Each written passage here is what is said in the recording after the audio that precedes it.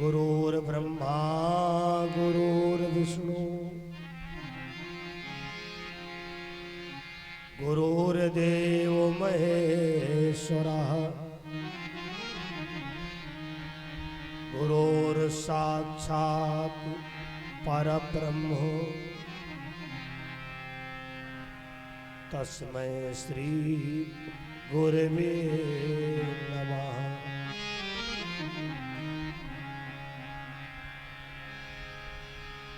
जयंती मंगला काली भद्रकाली कपालिनी दुर्गा क्षमा शिवा धात्री स्वाहा स्वधा नमोस्तुते। वसुदेव सुतं देवं कंस चारूढ़ मर्दनम देवकी परमानंदम कृष्णं वंदे जगद्गुरु। बड़ा मन भावन पावन समय है। आज इस कथा का तृतीय दिवस आ गया।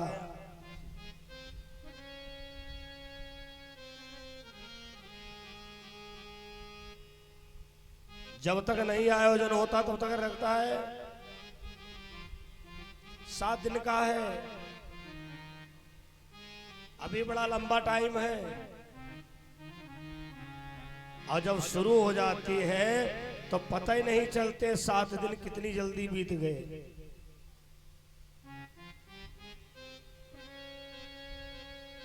मुख्य यजमान माता जी, उनके पुत्र, उनकी पुत्रियां एवं ग्रामवासी क्षेत्रवासी सभी की ओर से परमपिता परमेश्वर के चरणों में प्रणाम है। जैसा कि ये कार्यक्रम लाइव प्रसारण चल रहा है, संपूर्ण विश्व में ये गुरवा मऊ बीकेटी लखनऊ उत्तर प्रदेश इंडिया से कार्यक्रम पहुंच रहा है। जो लोग अभी तक नहीं आए हैं, आने की अपनी समय की गति बढ़ाएं।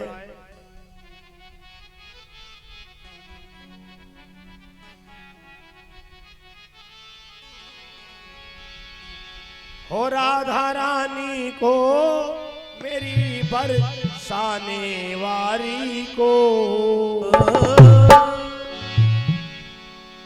मिसरी सो मीठो नाम हमारी राधा रानी को मिसरी सो मीठो नाम हमारी राधा रानी को। राधा रानी को मेरी बरसाने वाली को राधा रानी को मेरी बरसाने वाली को मिसरी सो मिसरी सो मीठो नाम हमारी राधा रानी को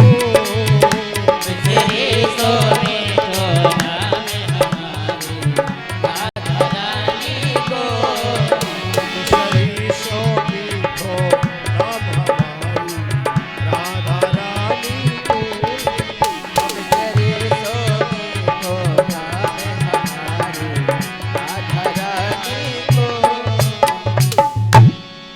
बोलो भागवत महापुराण की। गंगा जी के पावन तट पर सुखदेव जी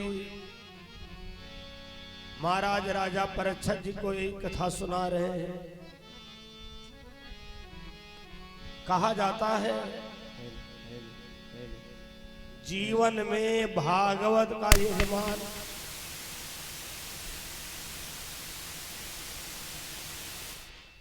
यजमान बनने का बहुत बड़ा महात्मा है।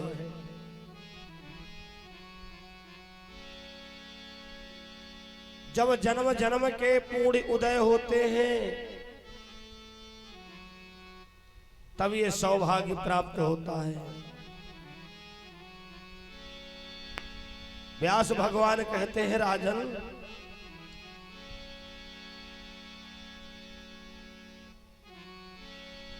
अगले अध्याय में बड़ी सुंदर कथा आ रही है।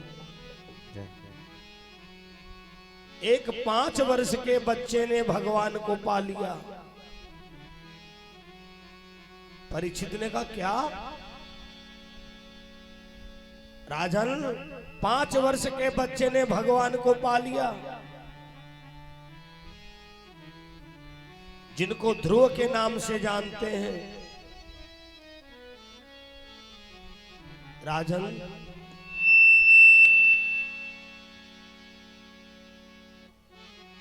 महाराज राजा उत्तानपाद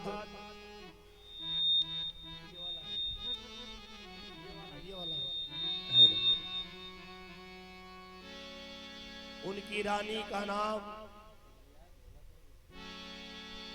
सुनीति, जिनकी बड़ी सुंदर नीतियां हैं,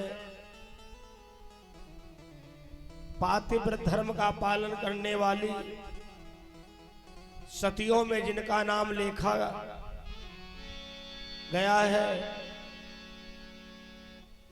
धीरे धीरे जब चौथापन आ गया, एक दिन रानी सुनीति ने राजा उत्तानपाद से कहा, महाराज अब हमारे द्वारा लगता है संतान नहीं होगी।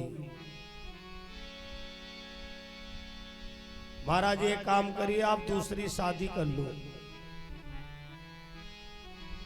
उत्तानपाद ने कहा, क्या पागल हो गई हो? तुम दुनिया की पहली नारी हो जो अपने आदमी से कह रही दूसरी शादी कर लो। नारी को सब कुछ बर्दाश्त है, लेकिन भैया सवत नहीं बर्दाश्त है। नमक रोटी खा लेगी, कच्चे मकान में रह लेगी, सवत नहीं बर्दाश्त है। अरे लोग कहते हैं मौत खराब होती है, गलीमत है मौत बुरी लेकिन अच्छी, एक ही बार जो आती है, मौत से सवत 100 तरह बुरी, जो जीवन भर खटकाती है। जीवन भर खटकाती। मौत एक बार आती, प्राण लेके चली जाती है, लेकिन सवत जीवन भर खटकाती है। रानी सुनीति, जो लोग 2 विवाह करते हैं उनके घर की दशा तुम्हें पता है। घर का पानी एक नाली से नहीं निकलता है। सुनीति ने कहा, महाराज मैं मानने के लिए नहीं तैयार हूं। क्यों झगड़ा होगा? जो दूसरा विवाह करोगे मैं उसको अपनी सगी बहन का दर्जा दूंगी। अरे महाराज, ताली एक हाथ से ना, ताली दोनों हाथों से बजती है। राजा उत्तानपाद ने कहा, कितना कहो? सुनीति ने कहा, इसका मतलब ये है जब तक हम जिंदा हैं तब तक तुम विवाह नहीं करोगे। राजा उत्तानपाद ने कहा, सुनीति इसके आगे मत बोलना, अब इसके आगे हम बता रहे हैं, तुम्हारा सुख का समय समाप्त हो चुका है। शादी करूंगा तब भी दुख मिलेगा और नहीं करूंगा तब भी दुख मिलेगा। भैया शादी तय हुई और दूसरी वाली रानी का नाम है सुरुचि। सुरुचि कौन है? जो अपनी रुचि के अनुसार काम करे। बड़े धूमधाम से शादी हुई भैया। ब्याह करके अपने घर आ रहे थे, डोलीवान आपस में बातें करने लगे।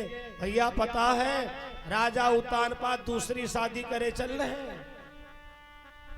अरे दूसरे ने कहा भैया ये राजा महाराजन की चोंचले हैं, अगर इनके बच्चा नहीं हो तो 2-4 महीना बाद कहा तीसरी शादी करे। रानी सुरुचि ने डोली का पर्दा हटा दिया।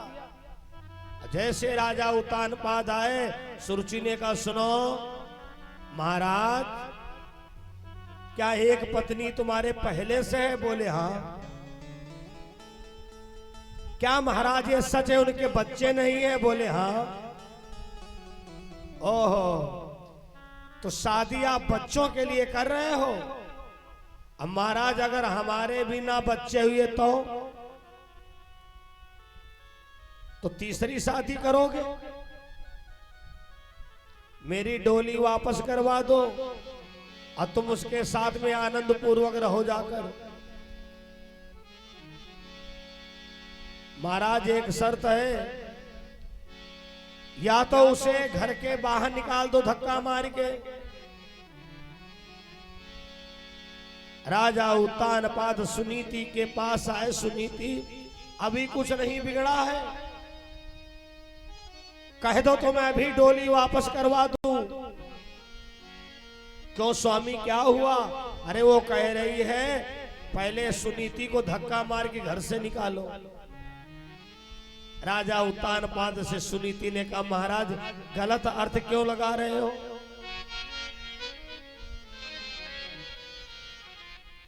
इसी बहाने में भगवान का भजन करूंगी जाकर।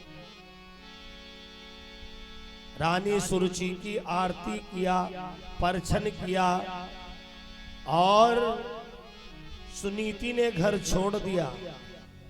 जंगल में झोपड़ी डलवा दी और वहीं पर भगवान का भजन करने लगी। भैया सुरुचि ने सुनीति को सताने में कोई कसर नहीं छोड़ी। कभी जौ का आटा भेजे, कभी जौ की भूसी भेजे और किसी दिन तो वो भी ना भेजे। एक दिन भक्तों पर कृपा करने वाले भगवान नंदी पर सवार होकर के भगवान भोलेनाथ सुरुचि के पास आए। कहा बेटी वरदान मांग लो। सुरुचि ने कहा, सुनीति ने कहा बाबा अगर वरदान देना चाहते हो तो हमारी बहन को एक बेटा दे दो। भोले बाबा ने कहा सुनीति होश में हो कि पागल हो गई हो? क्या मांगती हो? अरे उसने तुमको धक्का मार के घर से निकाला, कौवा हड़ाने वाली कहलाया, अब तुम उसके लिए बच्चे मांग रही हो।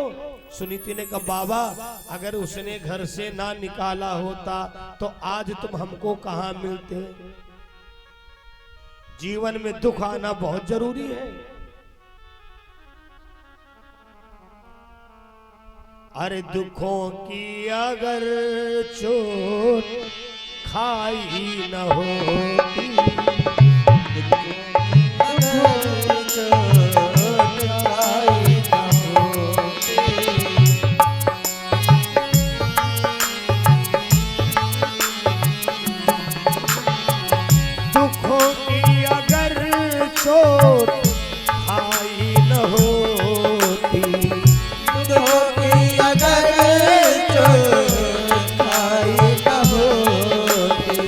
प्रभु जी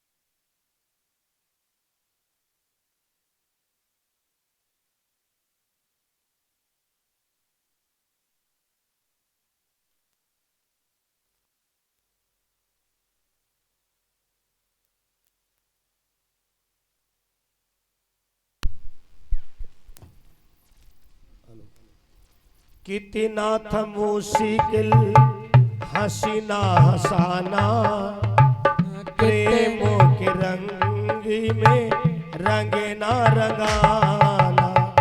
कितना था मुश्किल हंसना हंसाना,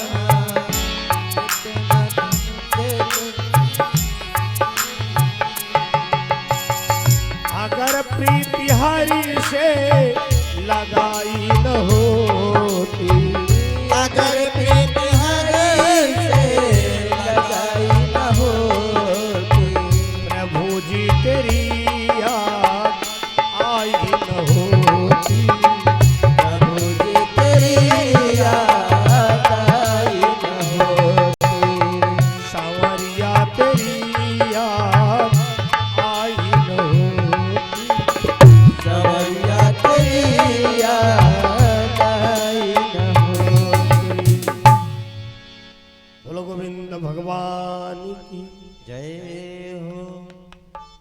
आज की बोलो सतगुरुदेव भगवान की जय हो।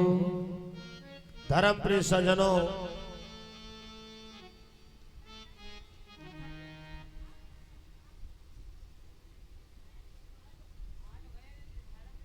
भगवान भोले बाबा ने कहा, सुनीति अपने लिए कुछ मांग लो,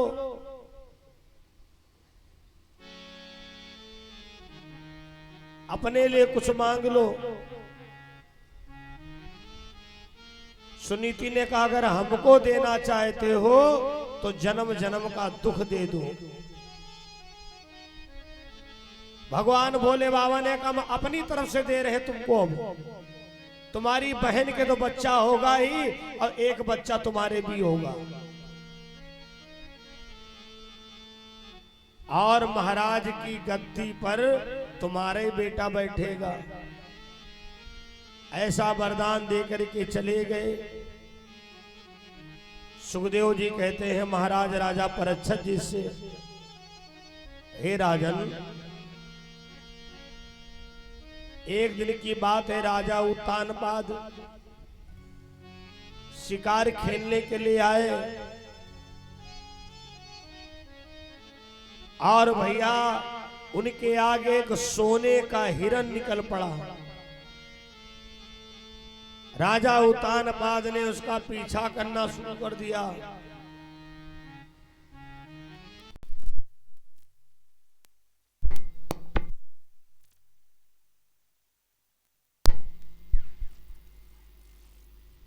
वो हिरन राजा उत्तानपाद को आधी रात तक इधर से उधर घुमाता रहा। कभी गायब हो जाए, कभी सामने आ जाए, कभी गायब हो जाए, कभी सामने आ जाए। और देखते देखते राजा उत्तानपाद के भैया कथा प्रेमियों, वो हिरन गायब हो गया। राजा उत्तानपाद जब घर आए तो भैया सब कर्मचारी सोए रहे गहरी नींद में, जैसे बेहोशी को इंजेक्शन लगाया गया हो। उत्तानपाद ने आवाज दिया, लेकिन वहां कोई सुनने वाला नहीं। धन्य भगवान की लीला। फिर जंगल में पहुंच गए। सामने क्या देखा? एक दीपक जल रहा है। हमको लगता है ये रानी सुनीति का स्थान है। घर के पास में गए, आवाज दिया, सोती हो तो जाग जा, और जगती हो तो बोल, प्राण प्रिय पंकज मुखी जल्द किवाड़े खोल। सुनीति, मैं राजा उत्तानपाद हूं, बाहर आओ। सुनीति को विश्वास नहीं हो रहा है, रात के 12 बजे हैं। नहीं नहीं, हमारी छोटी वाली बहन का आदेश है कि आप बड़ी वाली के वहां नहीं जा सकते हो।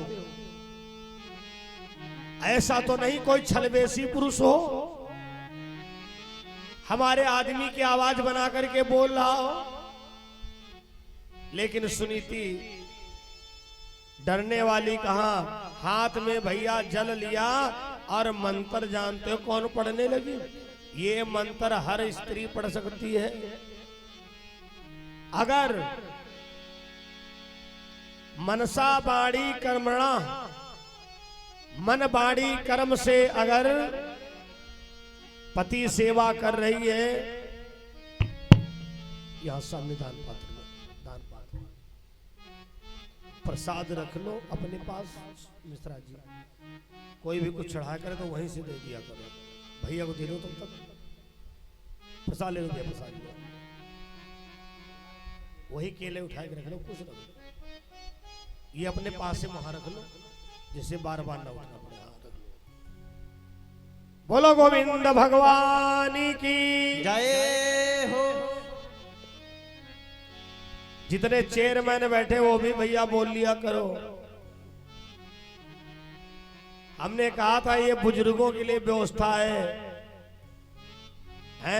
जिनको कुछ शारीरिक दिक्कत है उन्हीं के लिए है, और जिनके कोई शरीर में ना ही दिक्कत बिल्कुल कुर्सी का प्रयोग ना करें। जितने महापुरुष लोग इधर बच्चे बैठे थे, बेटा नीचे बैठ जाओ, नीचे बैठो, नीचे बैठो, नीचे बैठो, सुनो कथा सुनो, बढ़िया पलथी मार के बैठो। इसी बहाने 2 घंटा बैठने का अभ्यास हो जाएगा।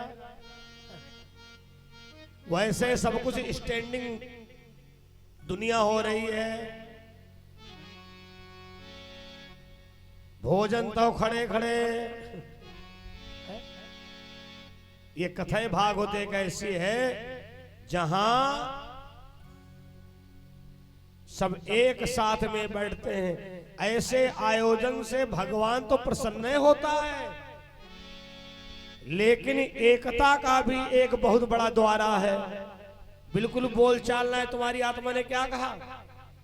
चलो अरे भगवान से कौन विरोध है, चलो तू ही बोल सुनियावे। जब आप जाओगे ना तो धीरे धीरे तुम्हारे विचारों में सुधार आएगा, परिवर्तन होगा।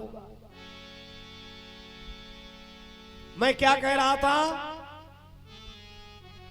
हर नारी सुनीति बन सकती है। सुनीति का मतलब सुंदर नीति। सुनीति के पास जानते हो कितने पावर है?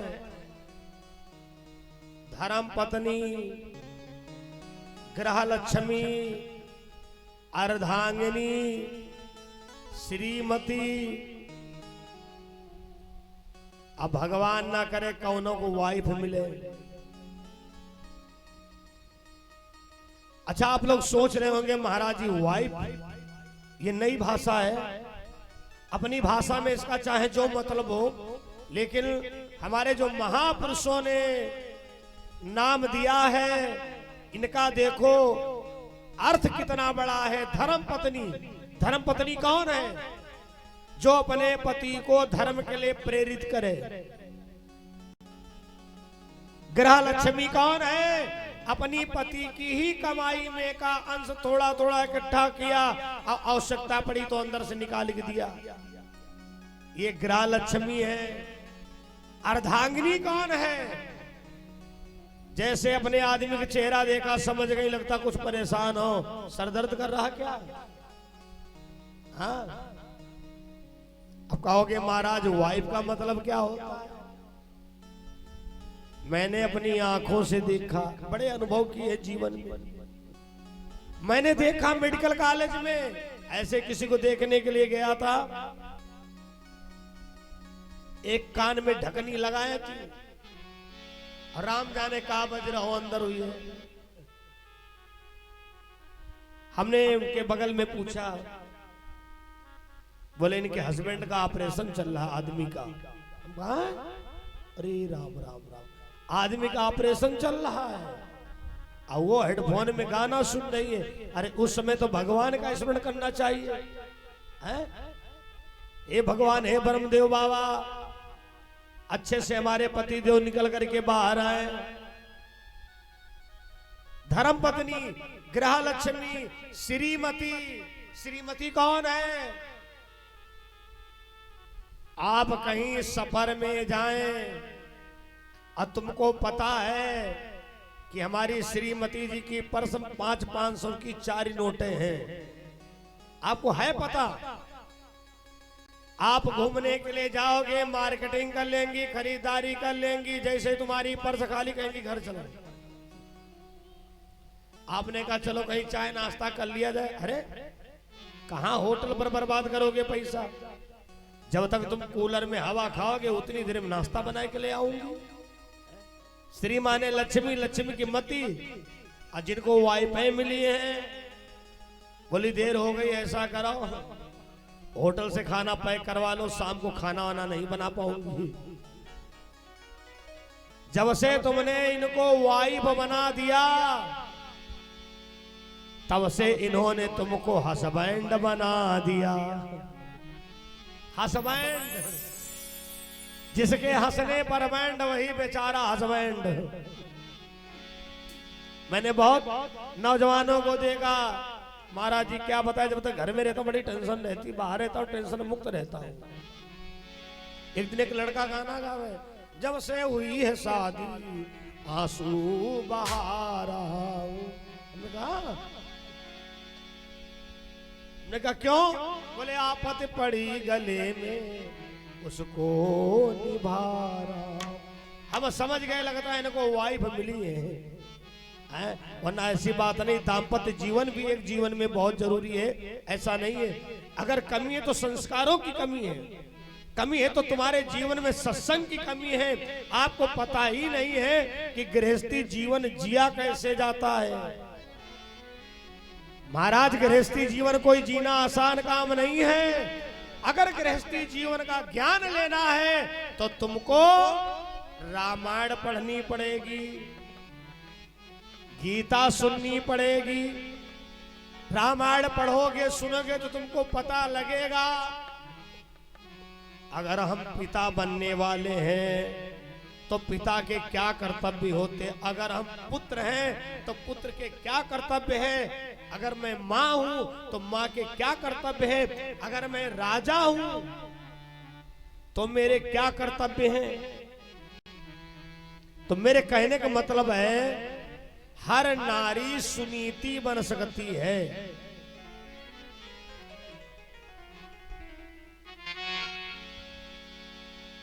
मनसा बाणी कर्म से, मनसा बाणी कर्म से पति का घर हो ध्यान। छल बेसी गर पुरुष हो तो जल के हो जा रहा। हे पति देव, अगर मैंने मन से सेवा किया है, वाणी से सेवा किया है, कर्म से सेवा किया है, ये केवल 3 चीजें तुम्हारे पास हो तो तुम भी अनुसुईया हो, तुम भी सावित्री हो। दावे के साथ कह सकोगी मेरे जीते जी मेरे सुहाग पर कोई आंच नहीं आएगी। दावे के साथ कहोगी। मन वाणी कर्म, अच्छा मान लो तुम्हारे कर्म बहुत बढ़िया है, तुम्हारी वाणी ना शुद्ध है, आपकी वाणी भी शुद्ध है, लेकिन मन तुम्हारा बड़ा चलायमान है। आप बैठे तो यहां हो, मन कहो लखनऊ अमीनाबाद पहुंच जाए। आप बैठे तो यहां हो, मन कहो लंदन की सैर करने लगे। मनसा वाणी कर्म से पति का घर हो ध्यान। ओह, रानी सुनीति ने हाथ में जल लिया और मन में कहना शुरू किया, अगर मेरे पति का कोई भेष बनाया हुआ व्यक्ति हो तो जल करके भस्म हो जाए। जैसे छींटा मारा जल का, राजा उत्तानपाद के आंसू बहने लगे। सुनीति तुम रानी नहीं हो, तुम तो संत हो। सुनीति, मैंने तुमसे कहा था कि दूसरा विवाह करना नहीं ठीक है, लेकिन तुमने जिद करके मेरा विवाह करवाया।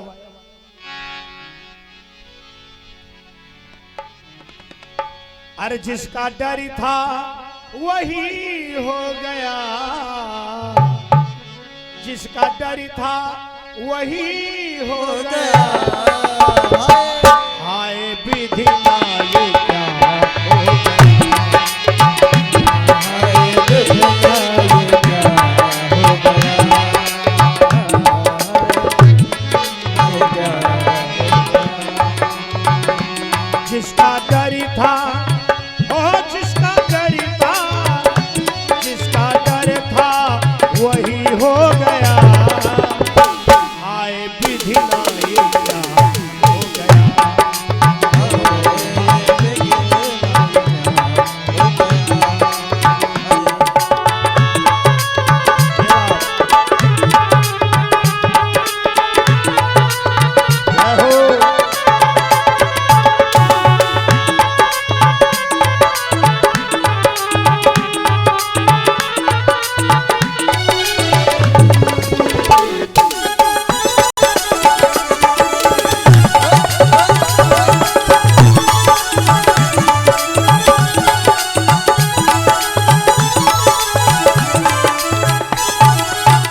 सुनीति, मुझे इसी बात का डर था। जिस समय सुनीति की दशा देखी, राजा उत्तानपाद बड़े दुखी हो रहे हैं।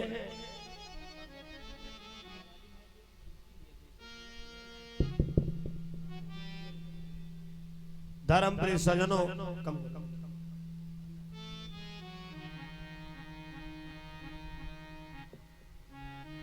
धर्मप्रिय सज्जनों, राजा उत्तानपाद ने कहा, सुनीति, जो धोती पहन के आई थी वही धोती पहने हो, और हमको ये भी नहीं दिख रहा है कि कोई दूसरी धोती तुम्हारी कुटिया में हो। सुनीति ने कहा, स्वामी, जंगल में रहना, झोपड़ी में रहना, कोई यहां बक्सा अक्सा तो लाई नहीं हूं। आधी धोती पहन के नहा लेती हूं, आधी सूखी बनी रखती हूं। राजा उत्तानपाद ने कहा, सुनीति, तुम इतनी मुश्किल सहती रही, तुमने खबर भी नहीं भेजा। जो 3 बेर खाती थी, आज वो 3 बेर खाती है। जो महलों में 56 प्रकार के व्यंजनों को पाने वाली, आज वो जंगल में बेरों को बीन बीन करके पेट भरती थी बेचारी। जो 3 बेर खाती थी वो 3 बेर खाती है। जो नखन जड़ाती थी वो नगन जड़ाती है। जो नख से सिखा तक वस्त्र और आभूषणों से अपने को सुसज्जित करती थी, वो एक धोती पहन करके जीवन व्यतीत कर रही है। उत्तानपाद ने कहा, सुनीति, हमें भूख बहुत जोर लगी है, कुछ भोजन हो तो लाओ खा लूं। सुनीति ने सोचा, आज तक तो मैंने इनको खबर नहीं भेजी है। महाराज, जंगल में रूखा सूखा भोजन बनाया तुमको अच्छा नहीं लगेगा। आप राज दरबार में खटरस व्यंजन खाने वाले। राजा उत्तानपाद ने कहा, नहीं सुनीति, आज जो तुमने बनाया हम वही खाएंगे। और उस दिन सुनीति ने बनाया था भूसी की रोटी। आटा तो भेजती नहीं थी, आटा तो कभी कभार भेज देती थी।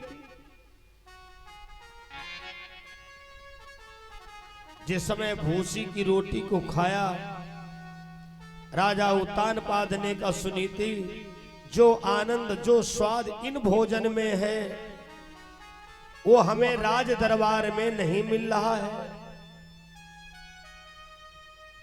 देखो घर में एकता ना हो, घर में कुमति हो, दौलत चाहे जितनी हो लेकिन सुख शांति नहीं होगी। अगर घर में एकता है, सुमत है, भले ही कच्चा मकान बना हो, भले ही रूखा सूखा खाया जा रहा हो, लेकिन आपके शरीर में लगेगा। रामायण में, इसको घुमा दीजिए इन लोगों पर, जहां सुमति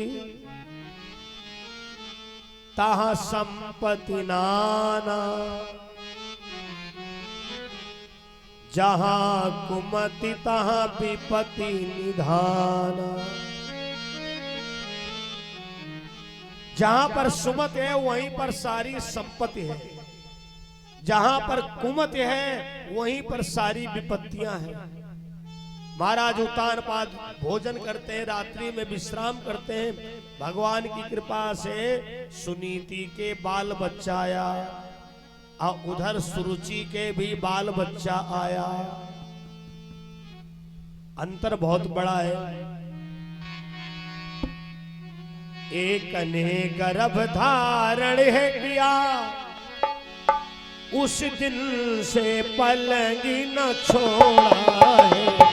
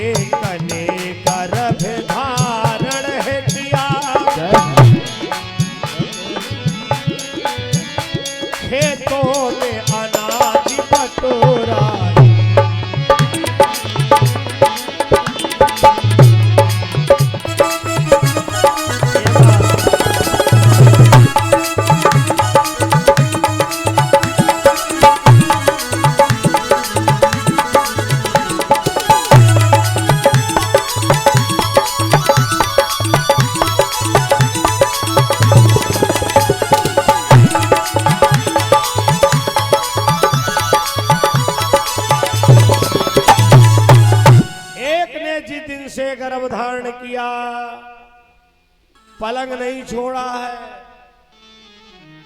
दासियां लग गई सेवा में, नाना प्रकार की मांग, आज हमको ये मंगवा दो, आज हमें ये मंगवा दो। और एक ने जंगल में एक एक दाना अन्न का बटोरा है। समय आने पर कथा प्रेमियों बच्चे का जन्म होता है। दोनों रानियों के पुत्र जन्मे, सुनीति के भी सुरुचि के भी। सुनीति ने अपने बच्चे का नाम रखा ध्रुव कुमार और सुरुचि ने अपने बच्चे का नाम रखा उत्तम कुमार। भैया धीरे धीरे दोनों बच्चे बड़े होते हैं। एक दिन ध्रुव कुमार खेलने के लिए गया, बच्चों ने कहा, ए ध्रुव भैया हम तुम्हें ना खिलाएंगे, तुम बेईमानी बहुत करते हो। ध्रुव ने कहा, भैया हम अपने पिताजी की कसम खा रहे हैं, कोई बेईमानी नहीं करूंगा। बच्चों ने कहा, जाओ जाओ जाओ, जंगल में पैदा हुए, पता नहीं कौन तुम्हारा बाप होगा। अपनी मां के पास आया, मैया तुमने आज तक एक बात नहीं बताया, मेरा बाप कौन है। सुनीति समझ गई, लगता है किसी की बात इसको लग गई है। बेटा ध्रुव कुमार, तुम्हारे पिता एक दीप नहीं 7 दीप के राजा हैं। हम लोग जंगल में तपस्या कर रहे हैं बेटा। ध्रुव ने कहा, ना ना ना, हम अपने पिता के पास जाएंगे और अगर हमको ये सुनने को मिला किसी कारण तुम घर से निकाली गई हो, जो कि तुम्हारे चरित्र पर अगर कोई प्रभाव होगा तो मैया हमारा तुम्हारा रिश्ता उसी दिन से समाप्त हो जाएगा। सुनीति ने कहा जरूर जाओ बेटा। छोटा सा ध्रुव कुमार महाराज राजा उत्तानपाद के दरबार में पहुंचा। राजा उत्तानपाद ने देखा एक सामने नन्हा सा बालक खड़ा हुआ है और वो हमारे तक आना चाहता है, संकोच कर रहा है। महाराज उत्तानपाद की नजर पहुंच गई। ए बालक जरा इधर आओ। सामने गया, हाथ जोड़ के खड़ा हो गया। राजा उत्तानपाद ने कहा बेटा तुम्हारा क्या नाम है? क्या नाम है? बच्चे ने कहा महाराज मेरा नाम ध्रुव कुमार है। अच्छा कभी कभी देखा होगा कुछ बच्चों से आपका मन करेगा कि हम बात करें, ऐसा उनका भोलापन होता है, इतनी उनकी बाड़ी में मधुरता होती है। अब कुछ बच्चों को देखोगे यही मन करेगा जल्दी आंखन के सामने चले जाए। अब महाराज उत्तानपाद का मन करता है बच्चा बड़ा प्यारा है, इससे हम बात करें। ए ध्रुव कुमार, अरे क्या तुमको अपने नाम के बारे में पता है कि ध्रुव माने क्या होता है? ध्रुव ने कहा हाँ महाराज मेरी मैया ने सब ज्ञान दिया है। राजा उत्तानपाद ने कहा अगर तेरी माँ ने ज्ञान दिया है तो जरूर ज्ञानी होगा, क्योंकि पहली पाठशाला बच्चे की माँ ही तो होती है। बच्चा बगल से चोरी करके आवे, मम्मी खुश हुई गई, हाँ लल्ला। अब की मौका पाए तो पलटिया उठा लाए, अब की मौका पाना साइकिल उठा लाना, और धीरे धीरे चोरी की लत उसमें पड़ जाएगी। और पहली बार अगर बच्चा कुछ किसी के घर से चीज उठा के लाए, कान पकड़ो और वापस लेकर के जाओ, क्षमा मंगवाओ, दोबारा बच्चा तुम्हारा चोरी नहीं करेगा। कथा में ही इतने उदाहरण हैं जो कि बाहरी उदाहरण कोई देने की जरूरत नहीं है। राजा उत्तानपाद ने कहा बताओ बेटा ध्रुव माने क्या होता है? ध्रुव ने कहा ध्रुव माने अटल होता है। अच्छा बेटा तुम्हारी माँ का क्या नाम है? ध्रुव के आंखों में आंसू बहने लगे। महाराज मेरी माँ का तो नाम सुनीति है। अरे जैसे सुनीति का नाम सुना राजा उत्तानपाद उठ करके खड़े हो गए। फिर से कहो बेटा क्या तुम्हारी माँ का नाम सुनीति है? ध्रुव ने कहा गोदी में उठाने के लिए बढ़े। ध्रुव ने कहा नहीं नहीं हमको गोदी में ना उठाओ, कहीं ऐसा तो नहीं मुझको गोदी में उठाओ तुम्हारी छवि पर कोई असर आ जाए। महाराज मैं जानना चाहता हूं मेरी मां ने कोई ऐसा काम तो नहीं किया जिस कारण आपने घर से निकाला, कोई चरित्र पर कोई दाग तो नहीं लगा? राजा उत्तानपाद ने कहा अरे बेटा तेरी मां स्त्री नहीं है, वो तो संत है, पतिव्रता है, सती है। आज मेरे जीवन में अगर दो दो पुत्र हैं तो तेरी मां के बदौलत है बेटा।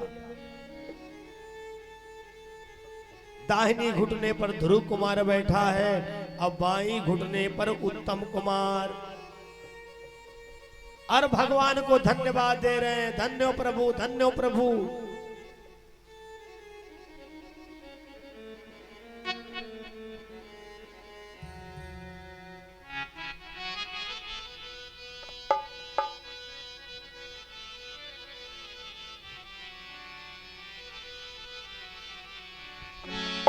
ओरे सलोने कान्हा, ओरे सलोने कान्हा, कैसी तुम्हारी ये माया, कोई न भेद तेरा पाया।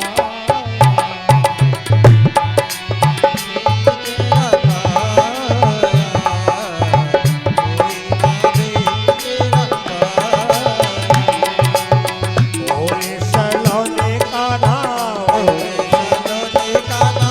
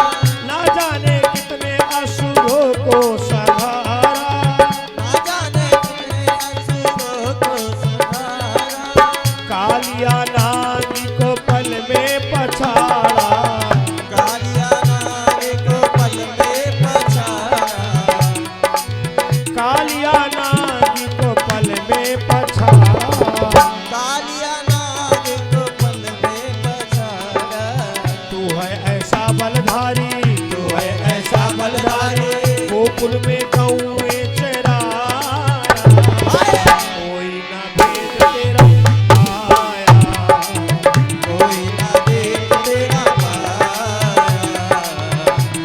ना देख तेरा पाया।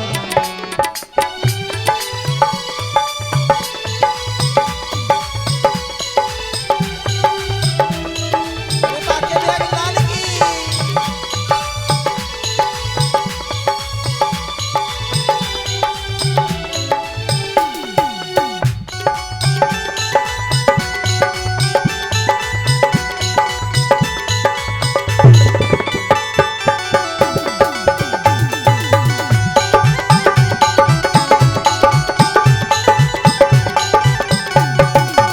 ओरे सलोने कान्हा, ओरे सलोने कान्हा, कैसी तुम्हारी ये माया, कोई ना भेद तेरा पाया, कोई ना देख तेरा पाया, कोई ना देख तेरा पाया।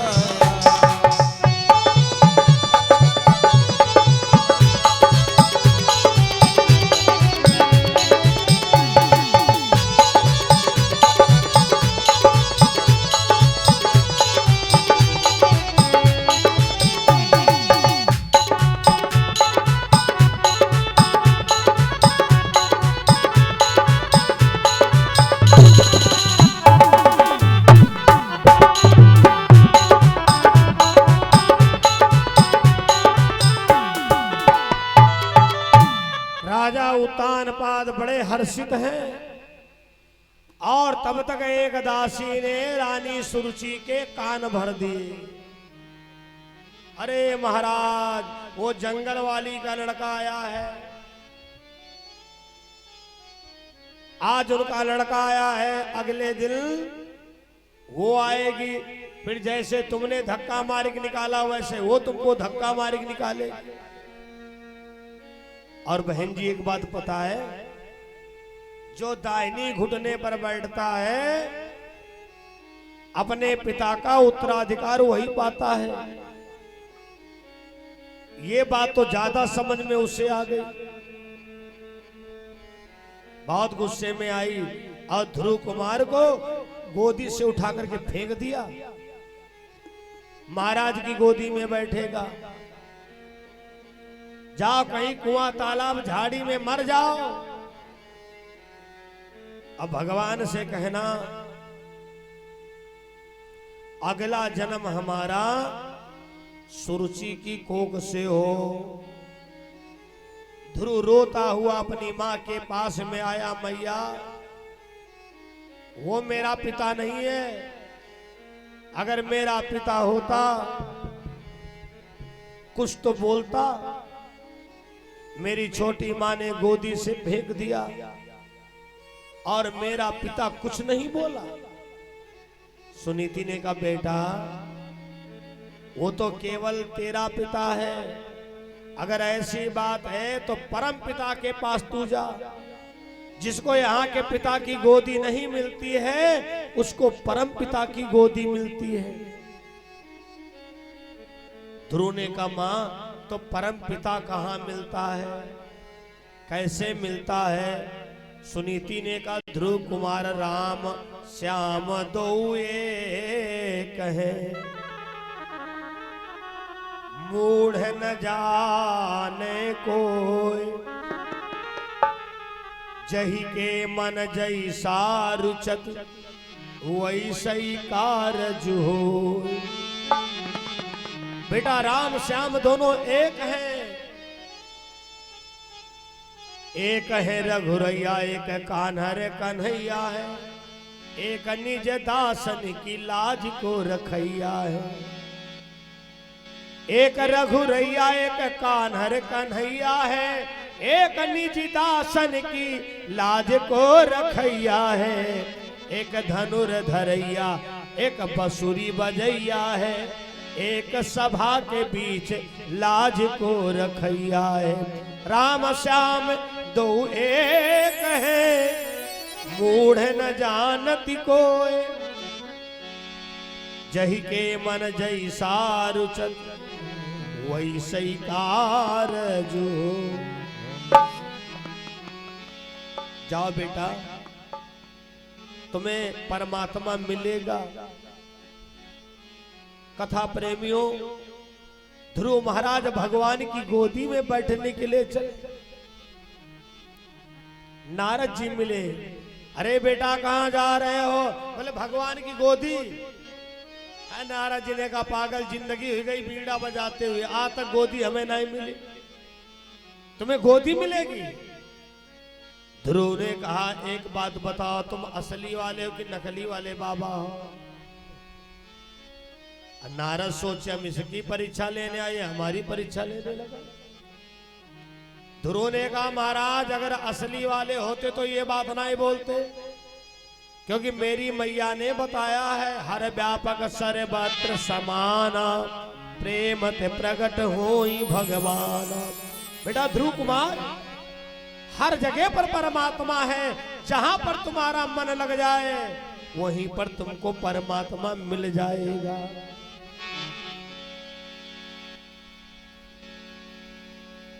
देवर्षि नारद ने कहा ध्रुव कुमार तो हमसे गुरु मंत्र ले लो, गुरु मंत्र ले लो। गुरु पूर्णिमा आ रही है, ना जाने कितने लोग प्लान बनाते हैं कि अब की गुरु पूर्णिमा में हम गुरु मंत्र लेंगे। देखो गुरु क्यों बनाते हैं हम गुरु किसको बनाएं? गुरु बनाना क्यों जरूरी है? नंबर एक, गुरु हमारा है कौन? गु माने अंधकार, रू माने प्रकाश, अंधकार से प्रकाश में जो ला दिया हो शब्द, वो मेरा सच्चा गुरु है। जिसके शब्द के द्वारा हमारे जीवन में बदलाव आ गया हो, परमात्मा के प्रति लगाव हो गया हो, वो मेरे जीवन का सच्चा गुरु है। और गुरु तो खैर करना जरूरी है। गुरु बिना भावानिधि तरही न कोई, जो बिरंच शंकर सम होई। बंदहु गुरु पद पदुम परागा, सुरुचि सुबास सरस अनुरागा। नारद जी ने भैया गुरु मंत्र दे दिया। ओम नमो भगवते वासुदेवाय। अगर कोई वैष्णव गुरु तुमको मंत्र देगा तो यही मंत्र देगा, ओम नमो भगवते वासुदेवाय। इस मंत्र का जाप करने से परमात्मा की प्राप्ति होती है। जिनके मन में हो कि हमको भगवान मिले, ज्यादातर लोग भगवान से चाहते, भगवान को कम चाहते। ए खाटू वाले बाबा, ए पगड़ी वाले कान्हा, हमको एक फैक्ट्री दे दो। मैं कहा करता हूं भगत कितने प्रकार के, दो प्रकार के भगत होते हैं। जैसे एक माँ घर में काम कर रही है और 2 बच्चा है उसके, और दोनों रोने लगे। माँ ने क्या किया, दोनों बच्चों के सामने खिलौना डाल दिया, खिलौना डाल दिया। एक बच्चा खिलौना में बिजी हो गया, लेकिन एक बच्चा रोते रहा। तो माँ किसको पहले गोदी में उठाएगी? खिलौना वाले को नहीं। ये तो खैर चुप हो जाता है, ये बहुत जिद्दी है। तो खिलौना वाले भगत कौन है?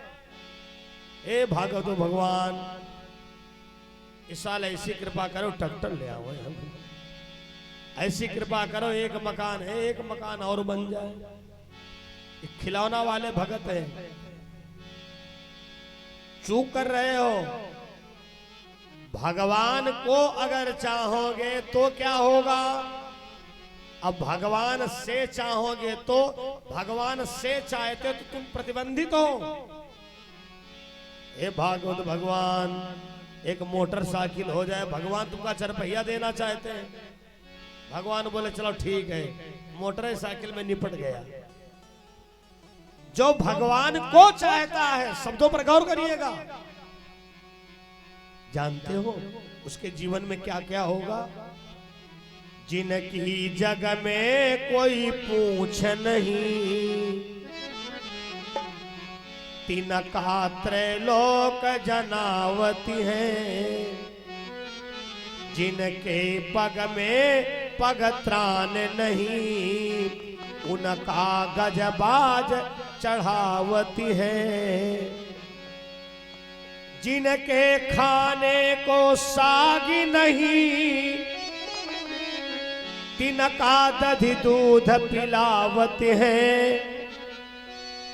इसीलिए जगदीश जगत में तुम दीनानाथ कहावत हो। जो परमात्मा को चाहता है, तुम्हें कोई दुनिया में ना जानता हो, ऐसी लीला कर देंगे पूरी दुनिया जान जाएगी। जिनके पग में पगत्रान नहीं है, जिनके जूता चप्पल ना है, और इनकी कृपा की हो गई नजर, महंगी महंगी गाड़ी में घूम रहे हो।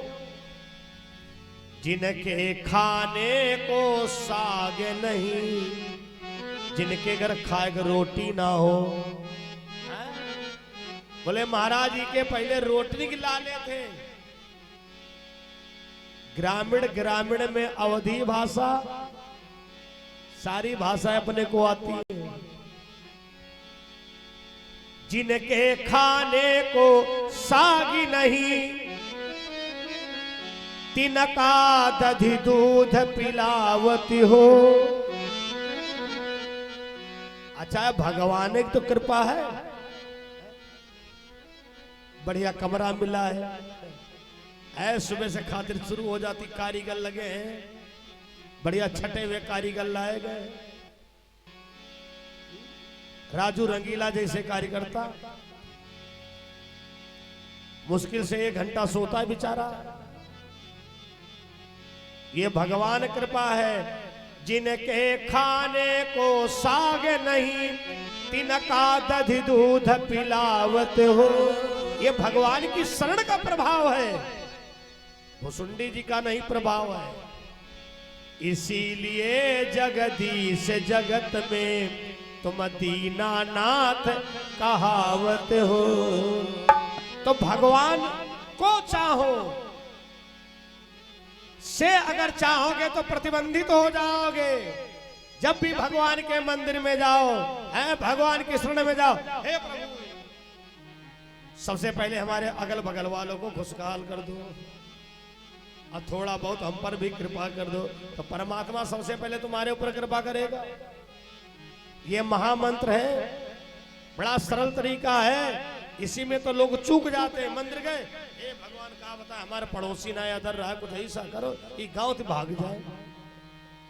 भगवान बोले अच्छा तुम ही हो मनुष्य, वो हमारे दुश्मन है। भगवान ने उनको बढ़िया लखनऊ मकान खरीदा दिया। अब गांव के बाहर माथा पकड़े बैठे, बोले एक बात है यार, कि किस्मत बहुत तेज है। हम लोगों ने इतने उपद्रव किया, गांव से भाग गया, लेकिन देखो कितना बढ़िया मकान बनवा लिया। क्योंकि परमात्मा की यही व्यवस्था है, जलने वाले को जलना पड़ता है। जहां सुमतिता संपत्ति नाना, जहां कुमतिता विपत्ति निधाना। गुर बिन भवनिधि तरई न कोई, जो बिरंचि शंकर सब होई। इसे क्या चल रहा था? गुरु करना जरूरी है। गुरु हम क्यों करते हैं? गुरु हम किसको करें? गुरु की कोई उम्र नहीं होती है,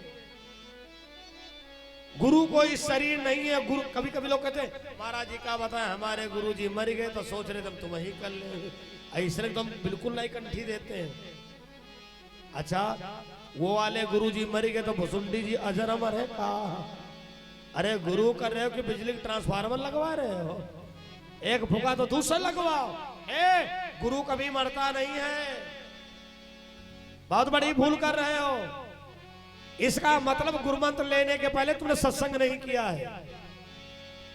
इसका मतलब तुमने गुरु की महिमा को जाना ही नहीं है। तुमने केवल फैशन में गुरु कर लिया। हमारे अगल बगल के सब गुरुमुखी हैं, हम काहे बिना गुरुमुखी रह जाए। एक घटना याद आ गई। दो ही भाई थे, दो। तो एक भाई ने कान फुकाया तो दूसरे ने सोचा हम काहे रह जाए, तो उन्होंने भी गुरु मंत्र ले लिया।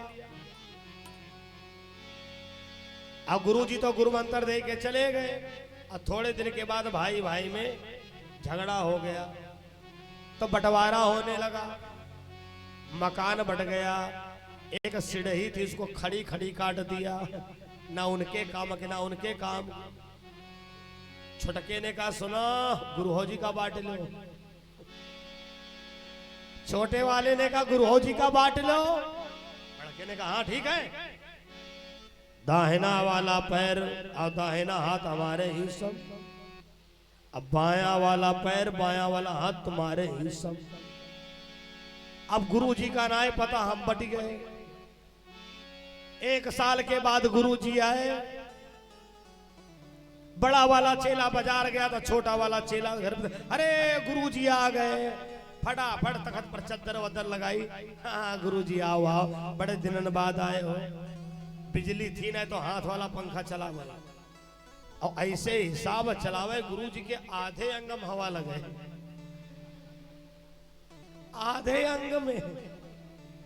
गुरु जी ज्यादा गंभीरतम ना है। ला गुरु जी तुम्हारी सेवा कर दे। अपने वाले हिस्से के पैर को दाब दिया, अपने वाले हिस्से के हाथ को दाब दिया। गुरुजी ने कहा बेटा तनक दाहिने वाले पैर में हाथ लगाए दो। उठाए कि पैर मचवा पर पटक दिया। आए गुरुजी उछल पड़े। कहा बात भैया? बोले पड़ गए गुरु, वरना बात बिगड़ जाती। क्या हुआ? दरअसल में गुरुमंत्र लेने के बाद हमारे भाई भाई में झगड़ा हो गया। फिर हमारे घर में बंटवारा हुआ। हमने सोचा सब कुछ बट गया, गुरु जी का बांट ले। गुरु जी लेटे रहे, उठ के बैठ गए, चेले की शकल देखे। बोले फिर भैया? बोले बाया वाला पैर बाया वाला हाथ हमारे हिस्सा। ये जो पैर पटके हैं ये बड़के दत्तक हिस्सा है। अब बड़के भैया की पत्नी देख रही थी, शिक्षा से आवन दो, तुमने हमारे हिस्से के पैर को पटका, तुम्हारे पैर के 10 खंड ना करवाए तो हम हूं का है कि। अब जैसे बाबूजी आए, मोटरसाइकिल खड़ी किया, उनकी पत्नी की आंखें लाली पीली। पतिदेव ने कहा क्या बात है? भले बात बाद में पहले कुर्री उठाओ। कुल्हाड़ी, अच्छा जिससे लकड़ी काटी जाती कुल्हाड़ी यहाँ कहते हैं, कुछ और कहते हैं? अच्छा ठीक है ठीक है। वैसे सीतापुर और लखनऊ करीबी जिला है, लगभग भाषाएं मिलती जुलती हैं, लेकिन फिर भी हम पूछ लेते हैं, क्षेत्रीय भाषाएं अलग अलग होती हैं। पत्नी ने कहा कुल्हाड़ी उठाओ। बोले क्यों? आप भैया रोने लगी। देखो आलोचना नहीं कर रहा हूं, माताओं में करुणा बहुत होती है, बहुत करुणा। अगर किसी को दुखी देखें, आंसू इनके ऊपर रखे। जहां दो बार लंबी सांस ले, फटका आंसू चालू। अब भैया रोने लगी। आदमी ने कहा इतनी बड़ी क्या बात हो गई? कहा तुमका हमारी कसम है, कुल्हाड़ी उठाओ। हाय गुरुजी आए हैं, तुम्हारे छोटे भैया ने अपने हिस्से के पैर को दाबा, तुम्हारे वाले हिस्से के पैर को पटक दिया। हाय गुरुजी उचक पड़े। बोले क्या चाहती हो? कहीं तुमका हमारी कसम लड़ी कर कसम 20 खंड करो जाए। अब भैया वो आदमी लिए कुल्हाड़ी गुरुजी के पास। गुरुजी, अब गुरुजी सोचे एक चेला पैर पटक गा, करकना बहू आई गई, और दूसरा चेला कुल्हाड़ी लिए खड़ा। गुरुजी, भगवान बोले भैया क्या बात है? बोले वो तो कहो हमारे वहां वही देख रही थी, छोटे वाले भाई ने हमारे हिस्से के पैर को पटका। गुरुजी हम छोटे वाले भेद कमजोर ना है, पैर सीधा करो। तुम्हारी कसम गुरुजी 10 खंड ना करे तो हम तुम्हारे चेला ना है। गुरुजी सोचे आज के बाद एक कंठी पहनाना बंद, भगवान आज प्राण कैसे बचे। बहुत जल्दी कंठी ना ही देना चाहिए। लगभग हर एक भागवत में 2-4 लोगों को मनाता है, महाराज कंठी पहन ले, हम 2-4 महीने का टार देते हैं। गुरु पूर्णिमा में आश्रम पर आना तब पहनना। सोचता हूं कम से कम इतने दिन में इनको समझ ही तो ले। गुरु जी ने कहा चेला जाओ पानी पता कर लो और तुम 20 खंड हमारे करना करके तुम अंदर जाओ।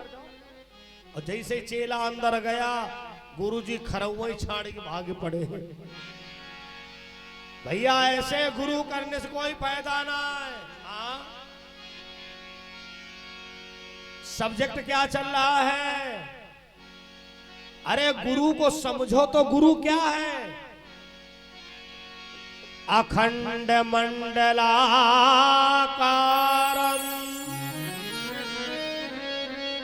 गुरु अखंड है, मंडलाकार है। व्याप्तम येन चराचरम तद पदम दर्शितम येन तस्मै श्री गुरवे नमः। गुरु अखंड है, मंडलाकार है। गुरुर ब्रह्मा गुरुर विष्णु गुरुर्देव महेश्वरः गुरुर साक्षात् परब्रह्म तस्मै श्री गुरवे नमः। और रामायण में तुलसी बाबा लिखते हैं गुर बिन भवनी तरही गुरु बिन भवनी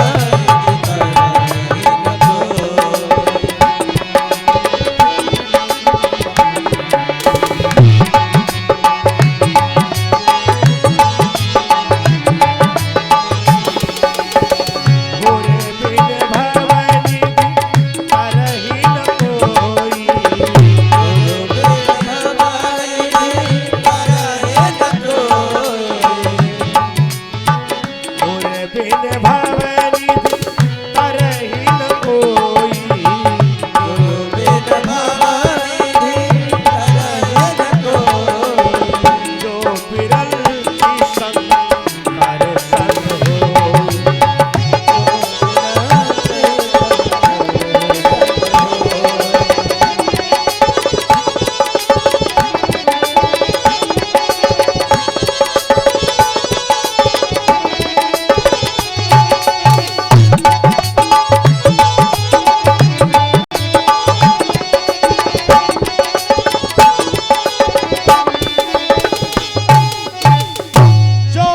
शंकर सम होई।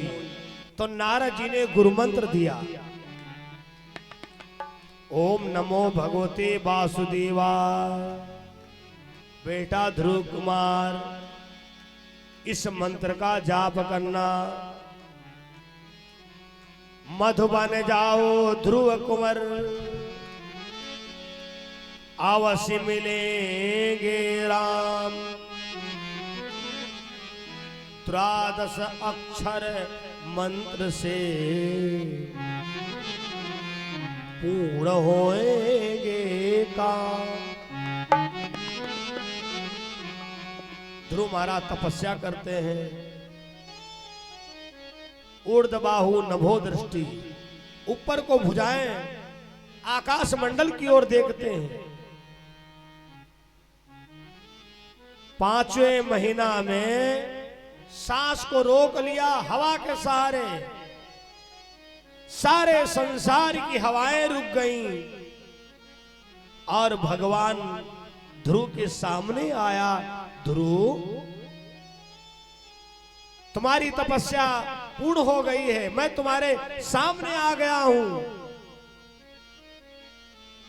क्या चाहते हैं? मांग लो। ध्रुव ने कहा तुम असली वाले भगवान ना हो, तुम डुप्लीकेट हो।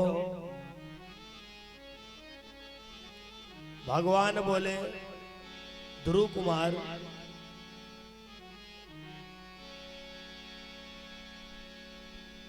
ऐसा क्यों बोले हो? ध्रुव कुमार ने कहा अगर असली वाले होते तो जान जाते हम क्यों आए हैं। भगवान बोले हाँ बात तो बिल्कुल सही है। क्या देखा कि ये मेरी गोदी में बैठना चाहता है, इसको पिता की गोदी नहीं मिली है, ये परम पिता की गोदी में बैठने आया है। पलक बंद होते ही भगवान ध्रुव कुमार को गोदी में बिठा लिए। अब बेटा मांगो। ध्रुव ने कहा कहा मांगे, जब बिना मांगे मिल गया। अरे जो हम चाहते थे वो आपने बिना मांगे दे दिया। बड़ा प्यारा भाव है और सभी लोग इस भजन को गाएंगे, गुनगुनाएंगे, क्योंकि ऐसा भजन है जो सीधे बिहारी जी से आपके आत्मा के तार को जोड़ने वाला है।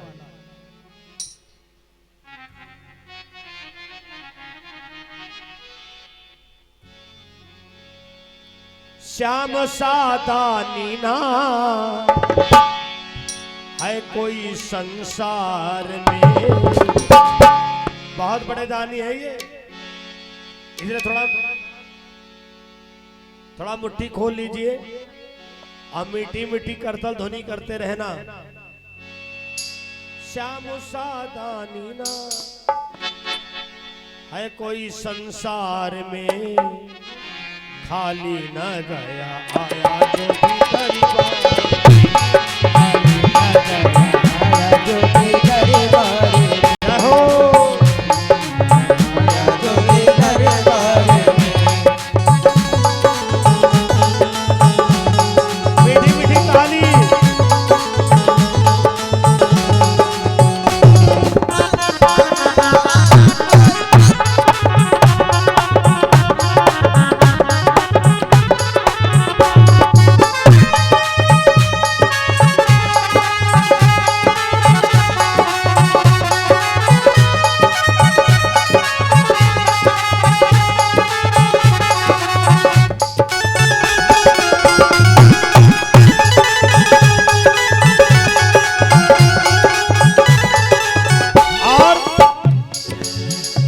दरबार में क्यों आया हूं? हो तन से दुखी कोई दर पे खड़ा, कोई सोनी गोदी लिए है खड़ा,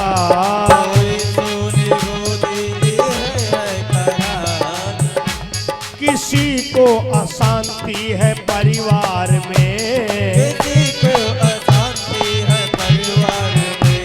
खाली न गया आया जो भी दरबार में। जय हो।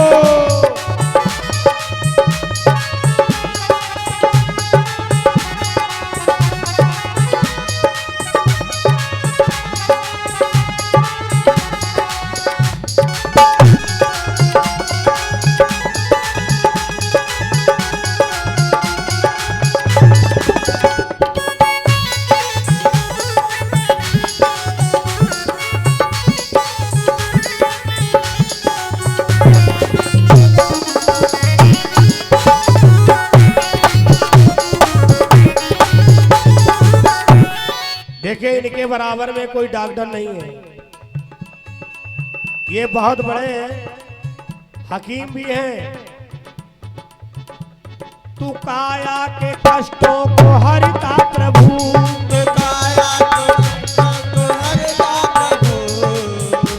और बांझनी की गोदी को भरता प्रभु,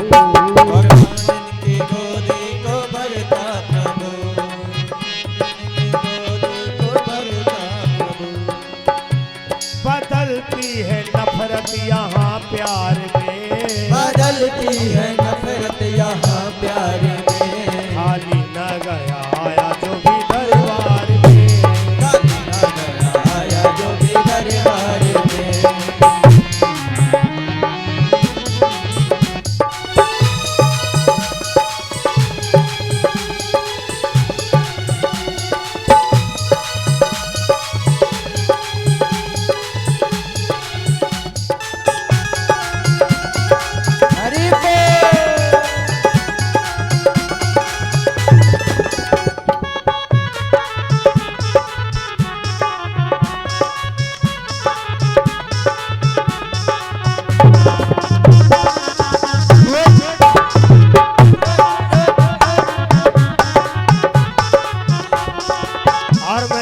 देखा है,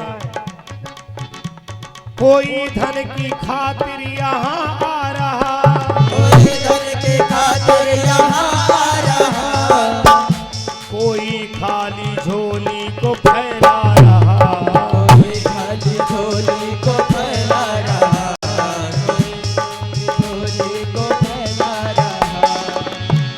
करो भक्ति पर भी दया की नजर, करो भक्ति पर भी दया की नजर, बढ़े प्रेम तेरा हमें दो ये बर, बढ़े प्रेम तेरा हमें दो ये बर। न छोड़ो हमें बीच मझधार में, न छोड़ो हमें बीच मझधार में, खाली न गया आया कभी परिवार में, खाली न गया आया कोई दरबार में, खाली न गया आया कोई दरबार में।